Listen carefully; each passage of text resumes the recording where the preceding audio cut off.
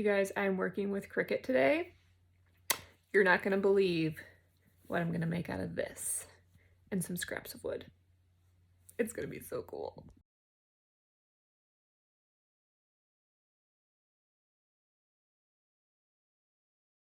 I want this whole piece to feel really organic. So I'm going through, and I chose linen for this reason.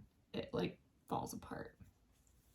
So I'm going through and I'm just making all of the edges, see, pulling the threads out and making them really raw. And it's gonna make the whole thing feel just how I want it to.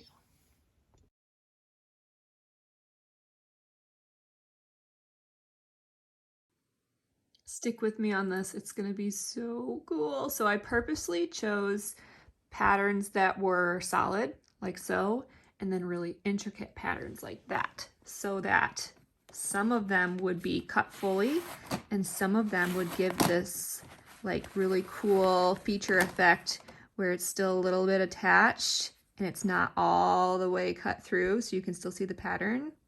Just wait.